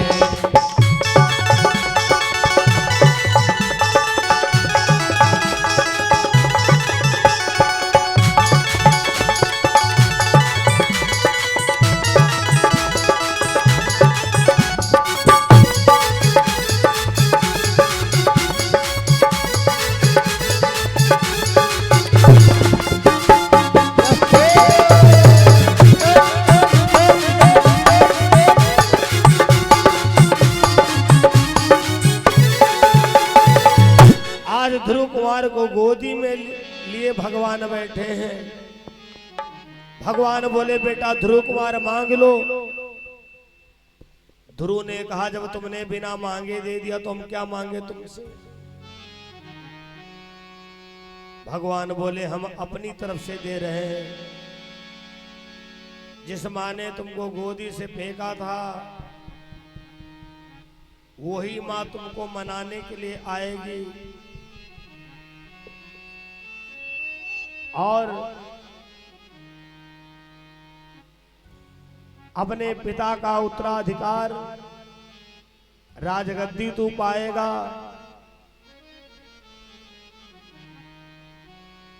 भगवान अंतर ध्यान हो गए। राजा उतानपाद और रानी सूरज को सपना हुआ। ध्रुव कुमार तपस्या करके वापस आ रहा है। अगर तुम लोग लिवाने के लिए नहीं गए तो तुम्हारा सब राजपाट नष्ट कर दूंगा। वही सुरुचि जिसने गोदी से उठा करके फेंका था वो मनाने के लिए आई है। अरे बेटा ध्रुव चलो घर चलो। ध्रुव ने कहा ना हम अपनी पहले माँ के पास जाएंगे जिस माँ ने हमें परमात्मा से मिलाया। सुनीति आंखों से अंधी हो चुकी है। जिस समय ध्रुव पहुंचा बोला माँ।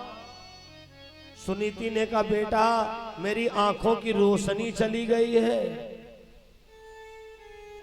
ध्रुव ने कहा वाह एक बात है प्रभु आज हमारे समझ में आया है तुम्हें रोने वाले भगत बहुत पसंद है। ये क्या हुआ?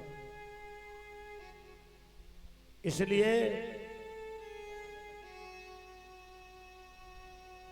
आपको रो रो करके ही मनाएंगे हम।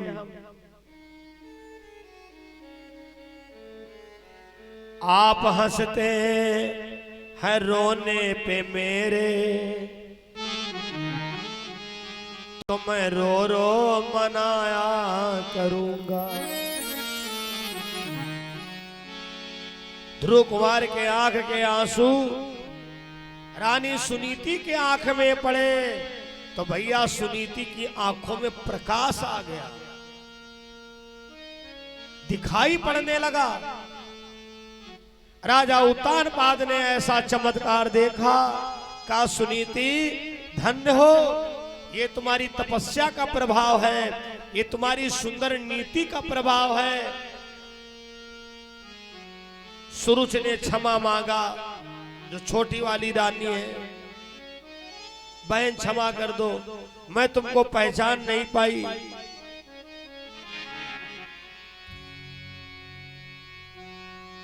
राजा उत्तानपाद ने कहा सुनीति अब घर चलो, अब तुम्हारी तपस्या पूरी हो गई है। जब घर आए तो सुनीति ने कहा महाराज हमको घर में अच्छा नहीं लग रहा है। एक बात है महाराज, जंगल में बड़ा आनंद था, बढ़िया प्राकृतिक हवा लगती थी। जानते हो सुनीति का इशारा कुछ और है, इसीलिए तो मैंने शुरुआत में कहा था माता बहनों बहुओं तुम्हें महापुरुषों ने कितने बड़े पद दिया है। धर्म पत्नी, गृह लक्ष्मी, अर्धांगिनी, श्रीमती। अब धर्म पत्नी वाला कार्य सुनीति निभा रही हैं, दिमाग घुमा रही हैं। महाराज वैसे एक बात बता, अब भगवान की कृपा से कोई कमी ना है। राजा उत्तानपाद ने कहा सुनीति तुम्हारी गूढ़ बात हम कुछ समझ नहीं पाए। सुनीति ने कहा स्वामी प्रथम सुख जो सुंदर काया, दूसर सुख जो घर में माया। सुख कितने प्रकार के हैं। पहला सुख घर में माया काया, प्रथम सुख जो सुंदर काया।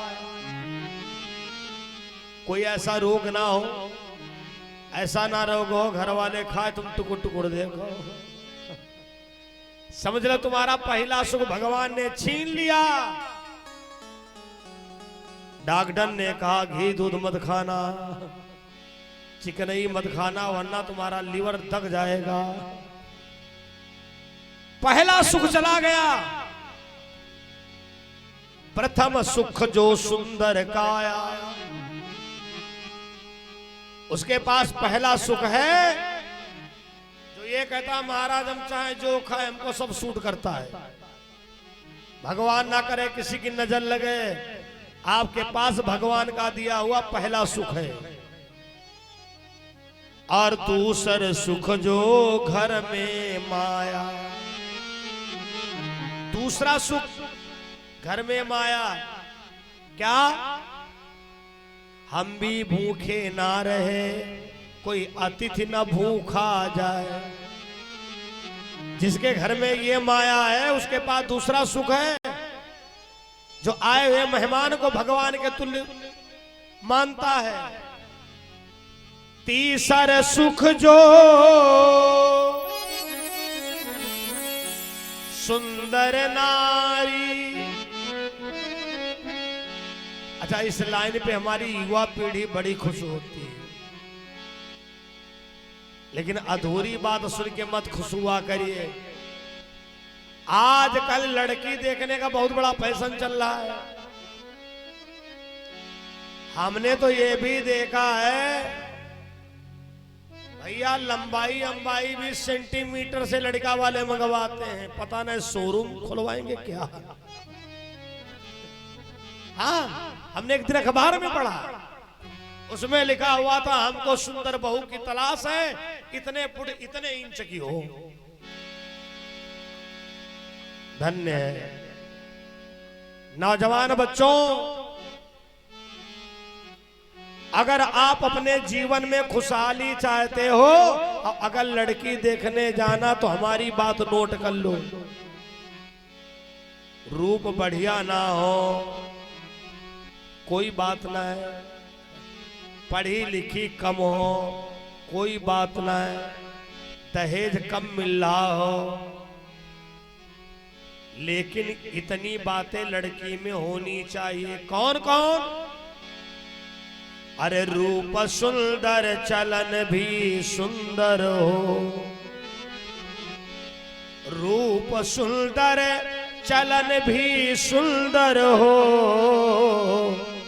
अरे उसका अंतःकरण भी सुंदर हो, उसका अंतःकरण कर्ण भी सुंदर हो, उसके चालो चलन भी सुंदर हो।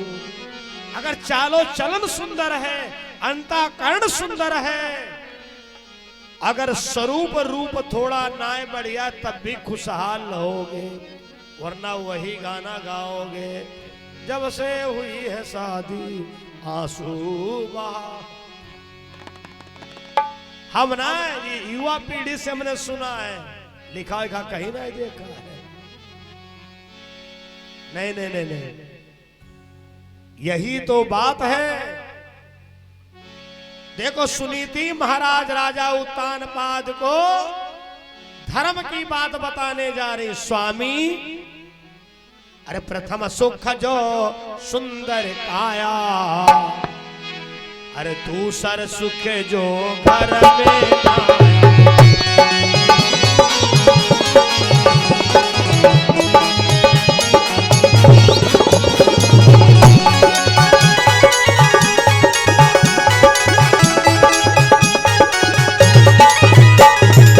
प्रथम सुख जो सुंदर काया,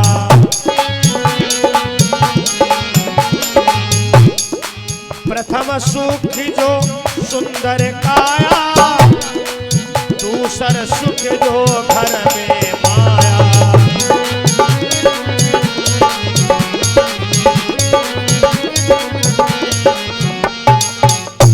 दो सुखों का तो विस्तार बता चुका हूं। प्रथम सुख जो सुंदर काया और दूसर सुख जो घर में माया। सावधान, दिमाग पूरा कथा पे रखना। और तीसर सुख जो सुंदर नारी, और चौथा सुख सुत आज्ञाकारी। भैया तीसरा सुख सुंदर नारी। सुंदर नारी, क्या आपके विचारों में विचार मिल रहे हो? चौथा सुख सुत आज्ञाकारी। अगर आपका बेटा आज्ञाकारी है तो भैया चौथा सुख तुम्हारे पास है। और ये अगर चार सुख है तो हमारी बात नोट कर लो, मान लो, भजन की मात्रा बढ़ा लो। पंचम सुख भज कृष्ण मुरारी। अगर चार सुख तुम्हारे पास है, भोग रहे हो, अरे यही तो राजा दशरथ ने मरते वक्त कहा था, हाय कैकेयी, जब मेरे चारों बच्चों का विवाह हो गया था, चार बहुएं आ गई थी, हमको उसी समय नैमिषारण्य चले जाना चाहिए था।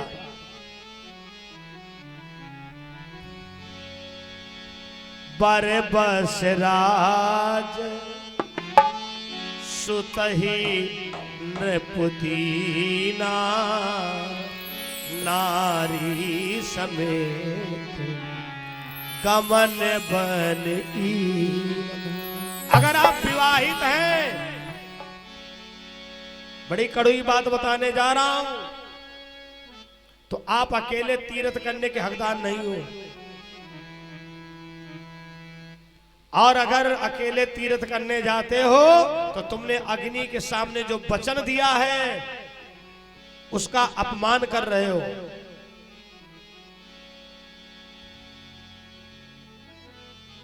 लेकिन वो वचन याद कौन रखता है? मैं तो वीडियो कैमरा वालों से कहा करता हूं, सारी एडिटिंग किया करें, लेकिन वो शादी वाले 7 वचन ओरिजिनल डाला करो। जो आचार्य जी मंडप के नीचे लड़का लड़की से कहलवा रहे हैं, उस जगह पर गाना मत डाला करिए। अरे कम से कम जब शादी वाली कैसेट देखेंगे और जब वचन आएंगे तो थोड़ा उनको याद आएगी, अरे हम तो अग्नि के सामने वचन दिए थे। मंदिर अकेले नहीं जाएंगे, तीर्थ अकेले करने नहीं जाएंगे, पूजा अकेले नहीं करेंगे। माना आदमी बाहर है, आपको हवन करना है तो वैसी स्थिति में हमारे पुरुषों ने उसका विधान बनाया है कि पति का कोई वस्त्र लेकर के ग्रंथि बंधन कर लो। आप कर सकती हैं। अगर पत्नी घर पे नहीं है, तुमको पूजा करना है, तो पत्नी का दुपट्टा वगैरह कुछ ग्रंथि बंधन करवा लो, वचन का सम्मान हो जाएगा। बात क्या चल रही है? बारे बसराज सुतहीन पुदीना नारी समेत कमन बल की। अगर 4 सुख है तो अपनी भजन की मात्रा बढ़ा लीजिए, वरना जानते हो दरवाजे पर कपड़े का पर्दा पड़ा हो। कपड़े का पर्दा, देखो ऐसा उदाहरण दे रहा हूं जो सबके समझ में आ जाएगा। दरवाजे पर कपड़े का पर्दा है, क्या वो कपड़े का पर्दा हवा का हिलोरा रोक पाएगा? जैसे हवा चलेगी पर्दा बेपर्दा हो जाएगा। इसी प्रकार से तुम्हारे घर में सुख है और दरवाजे पर दुख खड़ा है।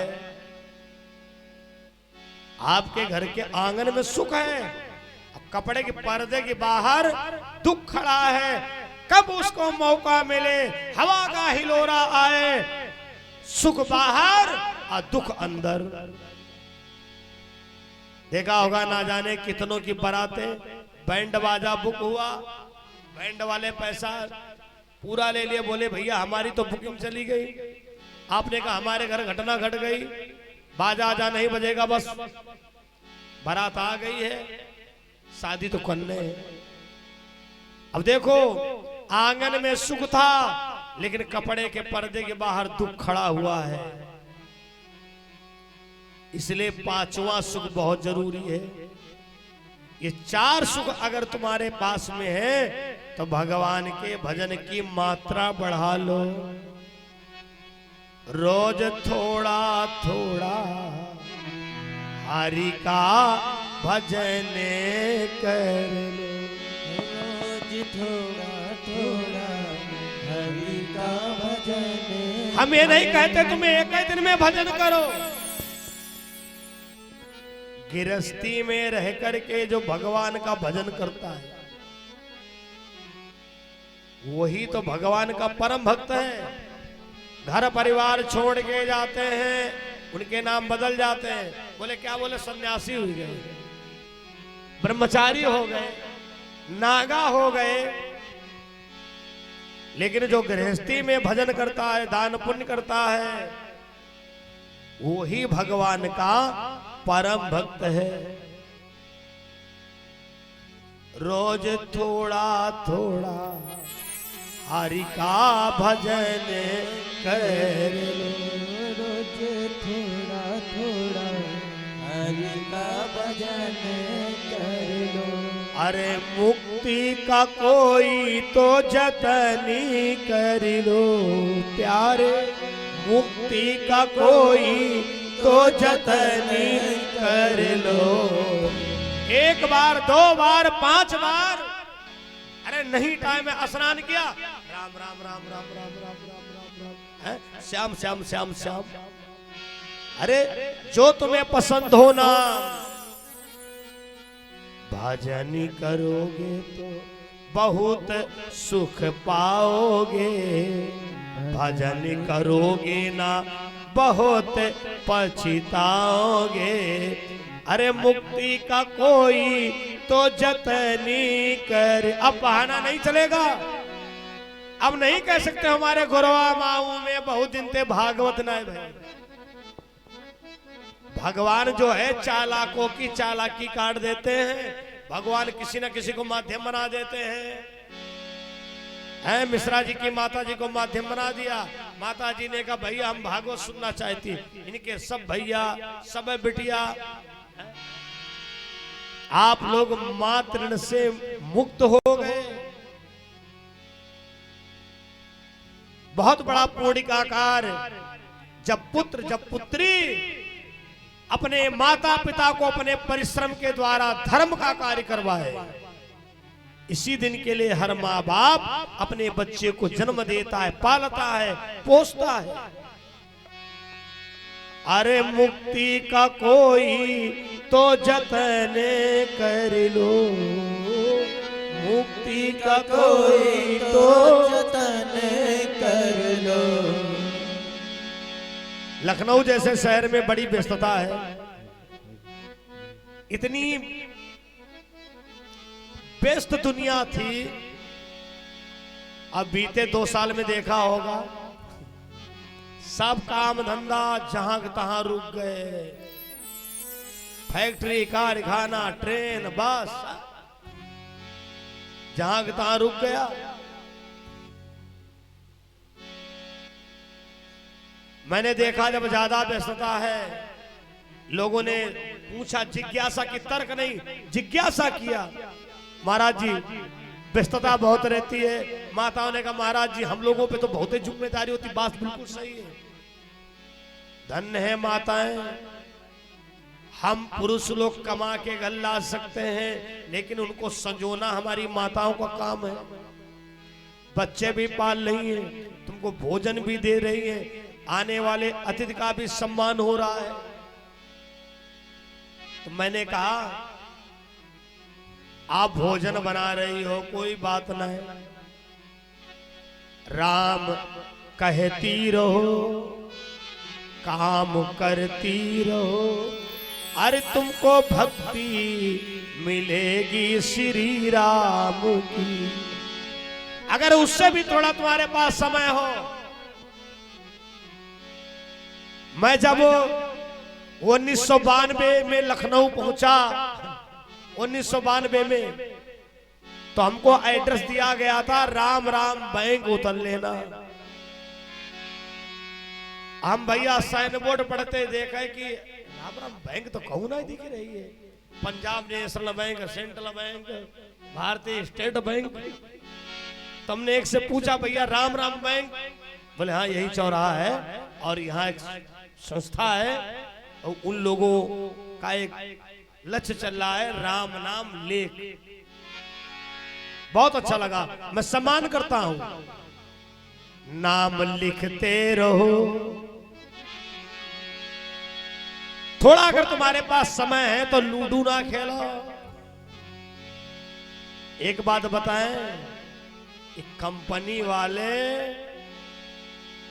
तुमको खरीद लेंगे और तुम बिक जाओगे।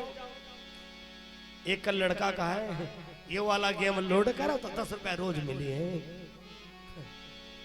हमने कहा देखो चस्का लड़कर बिगाड़े का तरीका है। इन पे तो भारत सरकार को मुकदमा दायर कर देना चाहिए इस ऐप के साथ में। जिन बच्चों को जुआ नहीं आता उनको जुआ सिखाया जा रहा है। राम लिखते रहो, अगर तुम्हारे पास समय है तो एक पन्ना लिखा करिए। काम करते रहो, तुमको भक्ति मिलेगी प्रभु राम की।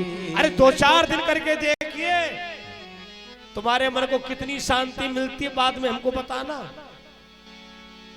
तुमको भक्ति मिलेगी प्रभु राम की। एक पन्ना पढ़ने नियम बना लो, राम राम राम राम राम। राम लिख करके तुलसी अमर हो गए। राम लिख कर के तुलसी अमर हो गए। राम की महिमा तुलसी बाबा ने लिखी, अमर हो गए। इसलिए काम करते रहो, राम जपते रहो, तुमको भक्ति मिलेगी प्रभु राम की। अपने को भक्ति में व्यस्त कर दीजिए। रानी सुनीति ने कहा, स्वामी हमको घर में अच्छा नहीं लग रहा है। श्रीमती जी पिक्चर देखे के लिए कहे तो भले मना कर दो। अगर श्रीमती जी कह रहे हरिद्वार हो आओ चल के, तो तुरंत टिकट बुक करवा दो। अगर कहे नीमसार हुआ हो चल के, चंडिका देवी हुआ हो चल के, चलो बहुत दिन से मंदिर नहीं गए हैं हम लोग। भाई संत महापुरुषों ने उनको धर्म पत्नी का दर्जा दिया है। तो सुनीति ने कहा स्वामी हमें घर नहीं अच्छा लग रहा है। फिर महाराज हमारे शास्त्र क्या कहते हैं? भैया जैसे शास्त्र का नाम लिया, राजा उत्तानपाद की बुद्धि ठनक गई। अरे सुनीति हम तो खो गए थे, हमारे जीवन में पुत्र मोह आ गया था। महाभारत में पुत्र मोह धृतराष्ट्र को लगा था। यज्ञों में जाता हूं वहां हमारा विषय महाभारत का ही रहता है। यहां हमारी भागवत चल रही है। धृतराष्ट्र को पुत्र मोह हुआ। संजय बता रहे थे महाराज दुर्योधन गलत कर रहा है, आप रोकिए। लेकिन नहीं नहीं नहीं, कैसे रोके, बड़ा चढ़ा बेटवा हमारा। परिणाम क्या हुआ? बर्बाद हो गए। बारे बस राजी सुतही ने पुंडीना,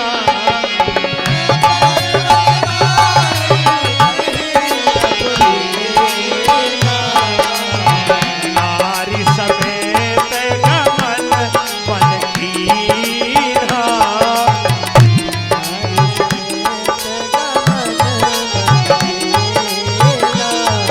ओ तीरथ बरन ऋषि विख्याता,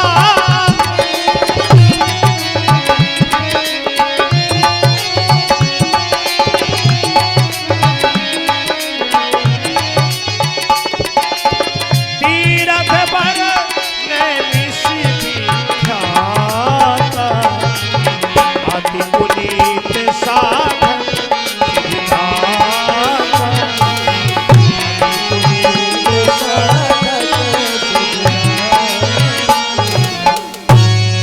उसी समय पर भैया ध्रुव कुमार का राज तिलक किया गया और राजा उत्तानपाद सुनीति सुरुचि के साथ तपस्या करने चले गए।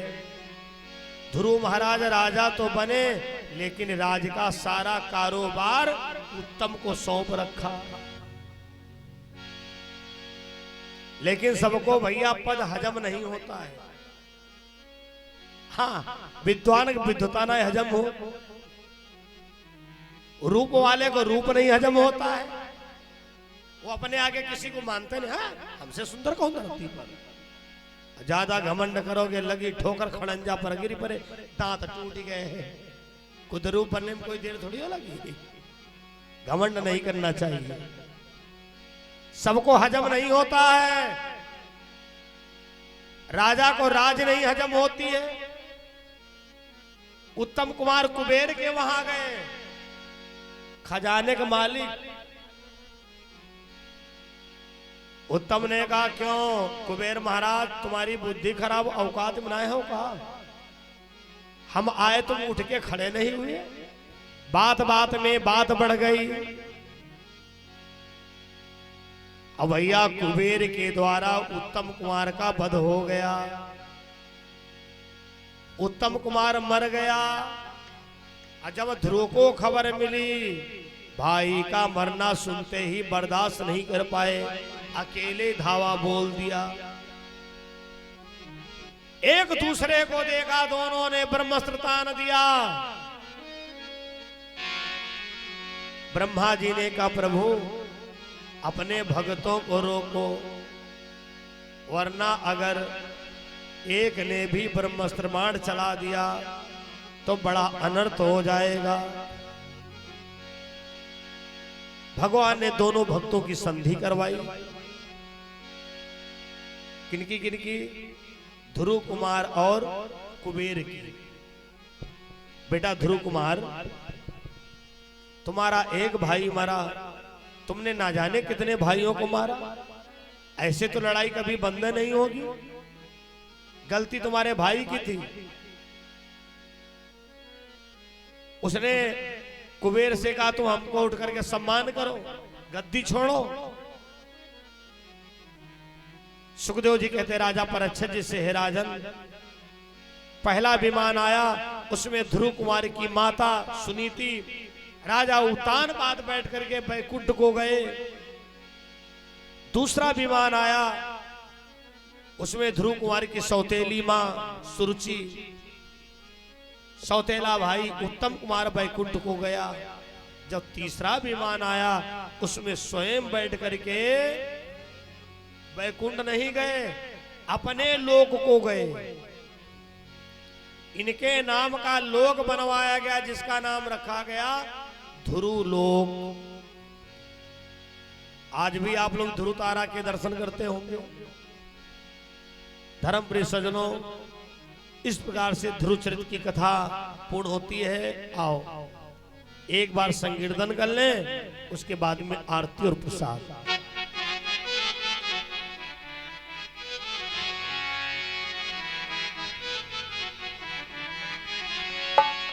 तेरे नैना बड़े कटीले, मोटे मोटे बड़े कटीले, तने नजर नहीं लग जाए मेरे श्याम। मेरा सावरा सलोना घनश्याम, मेरा सावरा सलोना घनश्याम,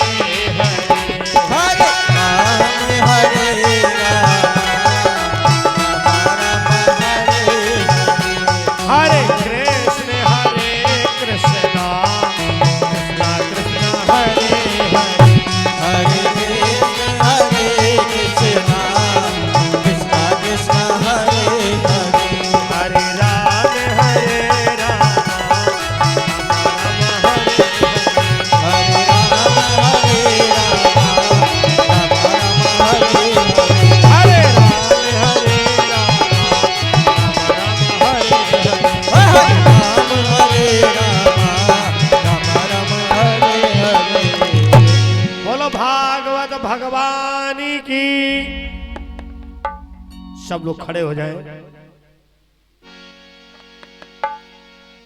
आरती।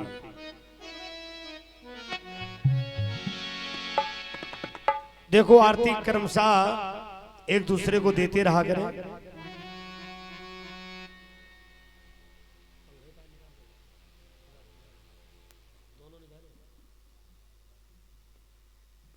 आरती के समय में सारे पंखे निकाल दो जो भी निकलने वाले हो, जलाइए, प्रज्वलित करें।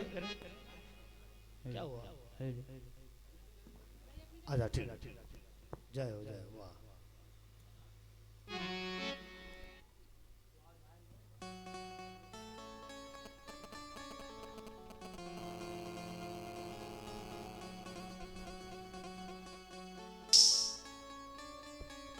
ये सीधा प्रसारण, लाइव प्रसारण आप लोग देख रहे हैं। गोरवा माऊ, बीकेटी लखनऊ। ये पूरी कथा आपके सबके मोबाइल पर पहुंच रही है। यूट्यूब पर देखने के लिए अपने मोबाइल पर सर्च करें स्वामी भुसुंडी जी महाराज। और चैनल से नहीं जुड़े हैं तो आज ही चैनल को सब्सक्राइब करें, जिससे हमारी हर ऑडियो वीडियो आप तक पहुंचे।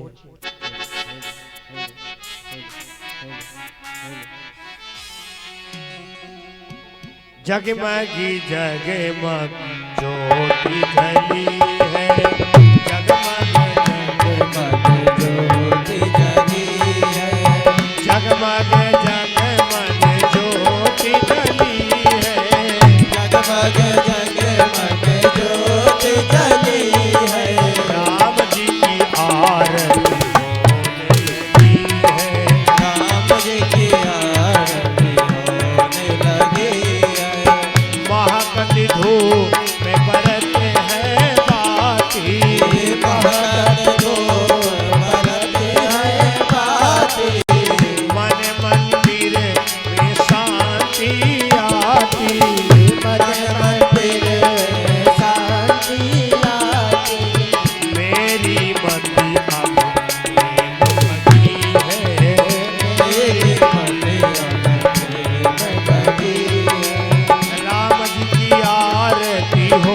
होने लगी है। राम जी की आरती होने लगी है। जगमग जगमग ज्योति जली है। जगमग जगमग ज्योति जली है।